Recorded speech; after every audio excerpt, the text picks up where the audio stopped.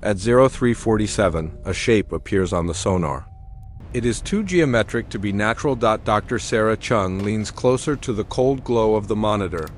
Her coffee has been forgotten for hours. The object rests upright on the abyssal plane. A wedge-shaped silhouette buried in 4,000 meters of darkness. She knows this shape. She helped design it.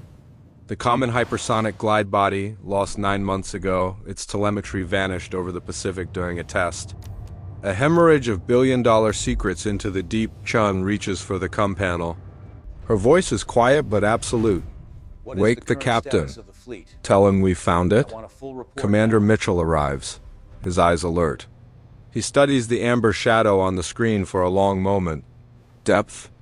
He asks, already calculating the mission. 4,020 meters, she replies. Within our OV capability. Mitchell turns to the night watch. Get the recovery team up. I want the Triton prepped and in the water by 0800. Please subscribe to our channel and stay connected with our hard-working crew. I want it in the water by 0800. The Pathfinder hums with new energy. A controlled chaos begins under the pre-dawn sky. In the hangar, technicians swarm over the bright yellow Triton Rovov, checking every system. You can see on the main display, the seismic activity has increased exponentially. We need to cross-reference. Slow and we treat gentle. This like an archaeological recovery. Every touch deliberate. Senior pilot Luis Ramirez nods at his station. His hands rest lightly on the controls. Slow and gentle. At 0823, the Triton breaches the surface, then descends into the deepening blue. The descent takes 90 minutes. Chun watches the depth gauge spiral down. 1,000 meters. 2,000. Sunlight is a distant memory. The ROV's lights pierce the absolute black. Marine snow drifts like ash in the void. Ramirez slows the descent. The seafloor emerges on sonar, a flat plain of volcanic sand. Then, a shape. It appears from the gloom, a monolith in the beam. The glide body stands nearly upright, nose buried. Biofilm glistens on its carbon black skin. It is hauntingly intact. My God, someone whispers.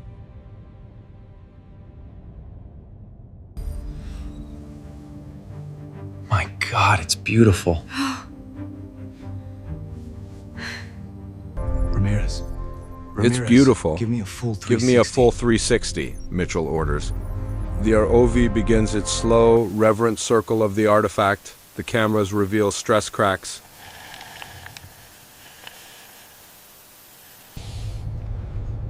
That tracks my hangar bring up with a bang. Capture high-res imagery of that section. Asymmetric Multiple ablation angles. on the leading edges. The story of its failure begins here. On the starboard flank, the truth is revealed.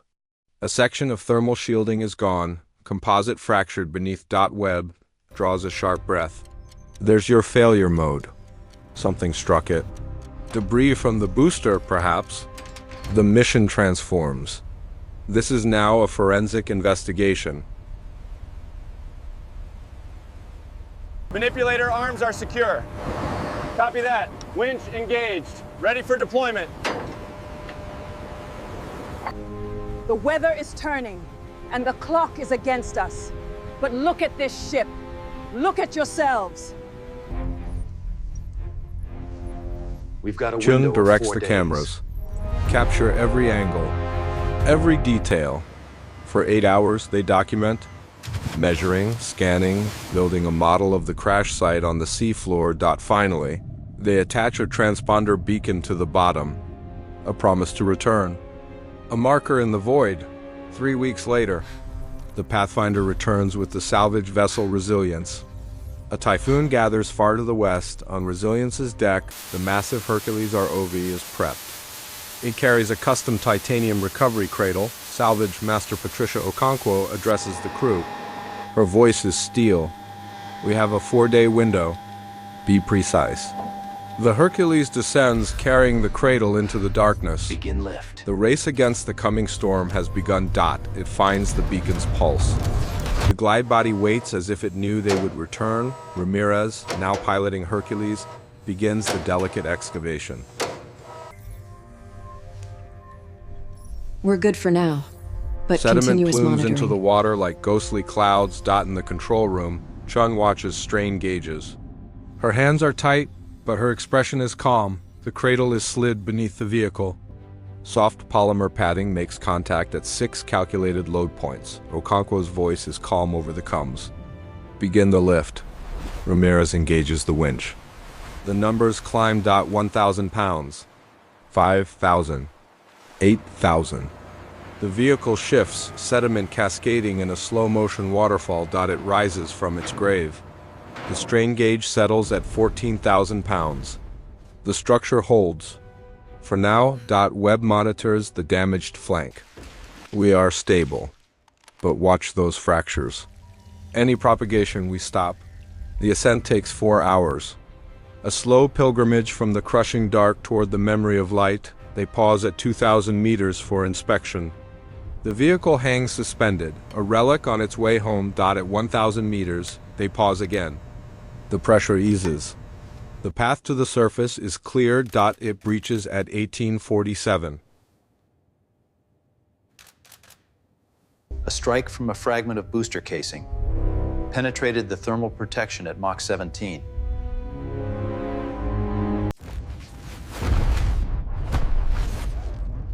Critical plasma breach.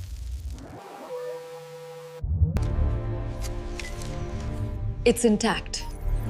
Golden The guidance afternoon light package hits its survived. wet skin for the first time in 9 months. A cheer starts, but Okonkwo silences it with a raised hand. The deck recovery is the most delicate part. The Resilience's crane takes the load.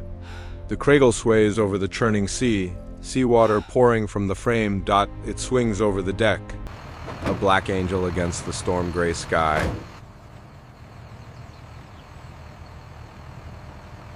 Final bolt retracted. And is lowered Copy into that. the receiving Ready for bay. extraction. The cradle touches the deck with a solid, final thud.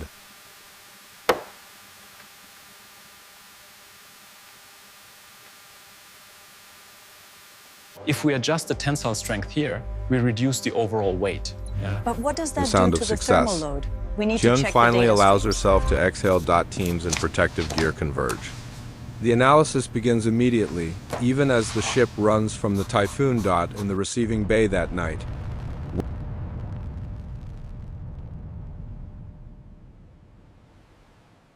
We have confirmed impact. Webb collects samples of the strange biofilm under bright work lights. High-resolution scans of the damage reveal the truth of booster fragment strike at Mach 17. A tiny, catastrophic flaw, but the flight recorder is intact. The data survives.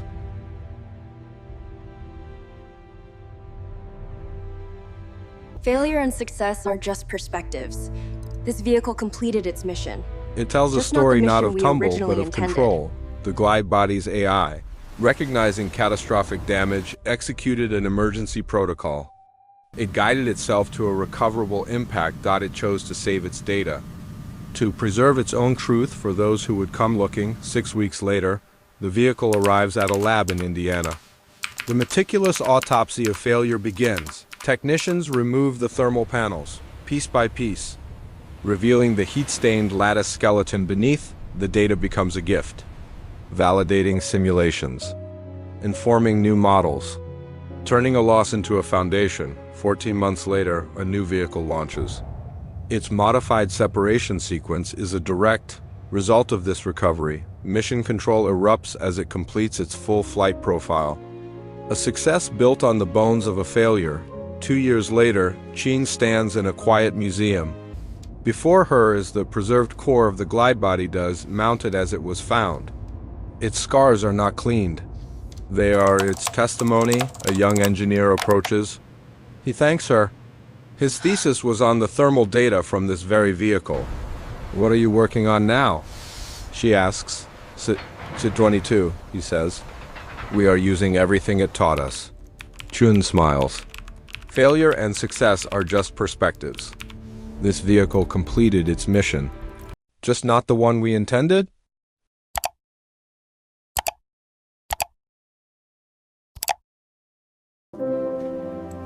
I find myself thinking tonight of the precision. That night in her hotel room, patience. she drafts an email to Mitchell, Ramirez, Okonkwo, the whole team. She thanks them for their precision, their patience, for refusing to let the ocean keep its secret, but she does not send it. Some truths are lived, not just said. The persistence was not just human. It was in the machine's final, rational choice to fall with purpose, to preserve knowledge. The shared imperative of intelligence.